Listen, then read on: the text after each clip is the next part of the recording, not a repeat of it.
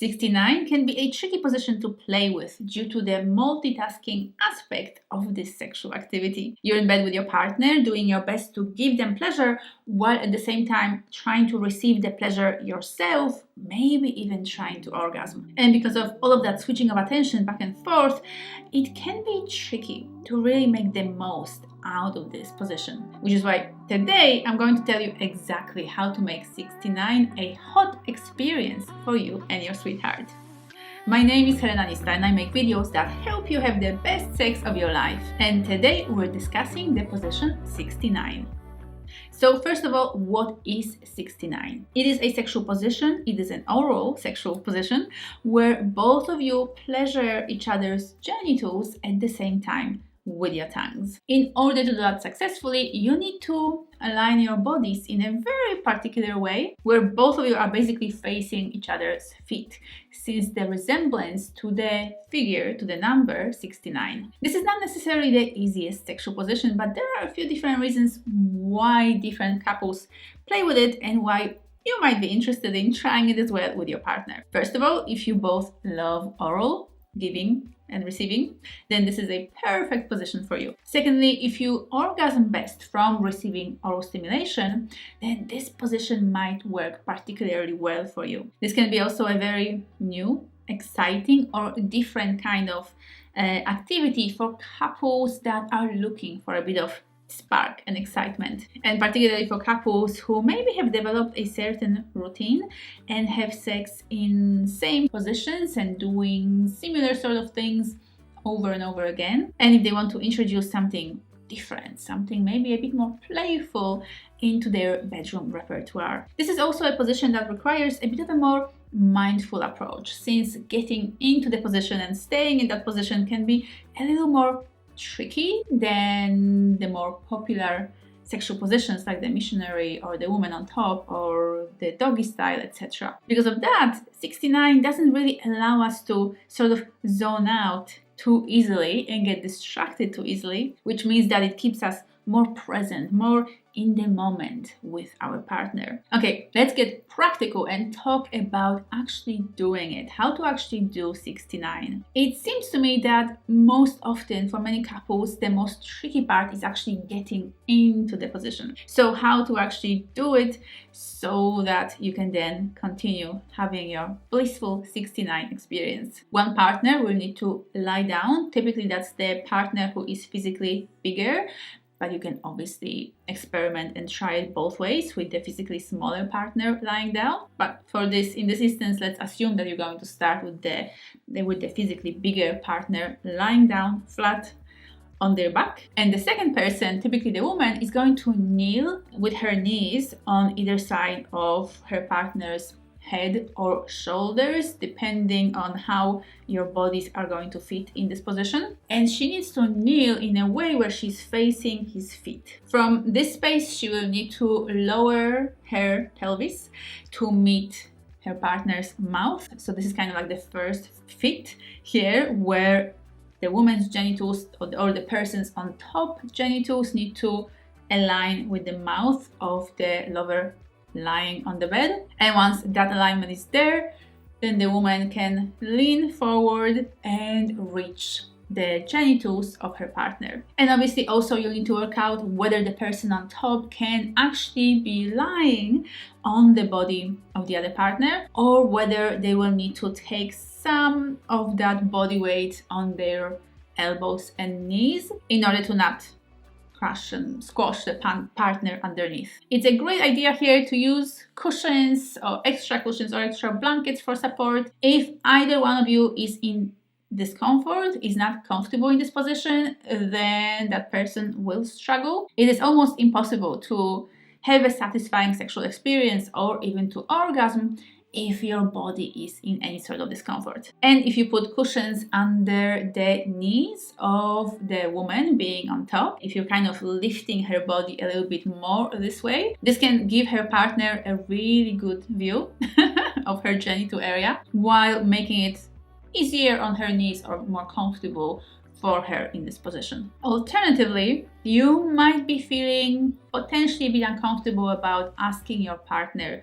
to actually get into this position. So maybe you want to try it, you're keen, you're interested, but you don't quite know how to approach this topic. There is an alternative way for you, particularly if you're a woman, to get into this position more gently. So what you can do is you can start giving your partner oral sex, making sure that you are on his side and that you're sort of starting to position your body in a way where you're lying next to him with your feet towards his head. So you might be initially sitting next to him while giving him oral sex, and then while making yourself more comfortable, you can kind of start repositioning your body to the point where you're lying next to him in a way where your head is facing his feet and your feet are facing his head. It is very possible that from this place he will actually reach for your vulva and that he will start touching and stroking you. Maybe he might be even trying to reach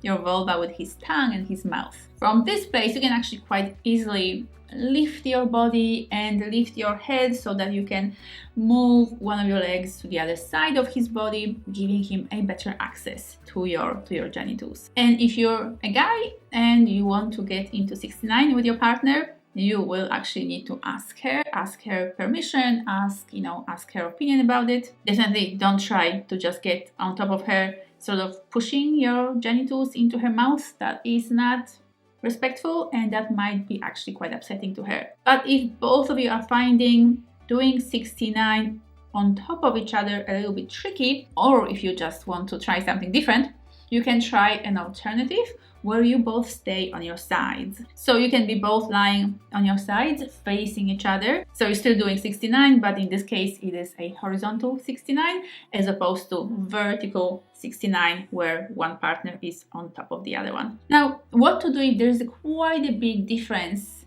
in your body sizes, particularly in your heights between you and your partner. If you're doing the sort of vertical 69 where one partner is on top of the other one, then definitely the taller partner should be on the bottom and the shorter partner should be on the top, doing their best to kind of align their body so that the genitals are reaching their partner's mouth and they can also themselves reach for their partners, the taller partner's genitals, with their mouth and lips. If that's not quite possible, if the top partner, the smaller partner on top, cannot quite reach their partner's genital area with their mouth, they can alternatively just use their hands to stimulate their partner while allowing the partner on the bottom to be stimulating the genitals of the smaller partner. Or you can both opt for the horizontal 69 where you're both lying on your sides, and then the taller person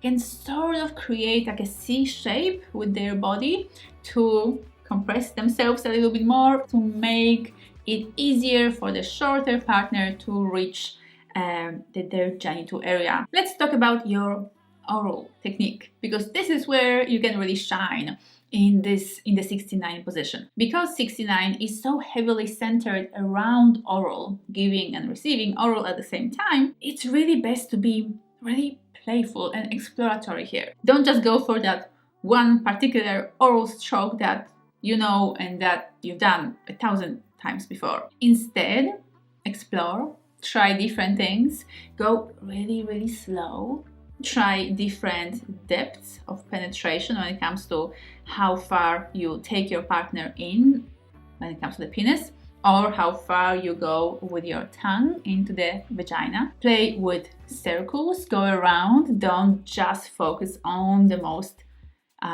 sensitive erogenous zone. Play with speed, play with pressure, play with intensity. Particularly if you're bored with your own oral technique, it is really time to switch it up. Please remember that people who are best at giving oral are those that actually enjoy it best, and those that enjoy giving the most. And just because this is an oral sexual activity and position doesn't mean that you cannot bring in your hands. First of all, you can use your hands to help yourself, to support yourself, to make sure that your body is comfortable. But as much as possible, you can also use your hands to stimulate your partner while you're giving them oral. So you can combine the oral stimulation with your hands, with touching them and stroking them with your hands. Or you can actually switch to manual stimulation when your mouth needs a break, or when you want to just focus on feeling and receiving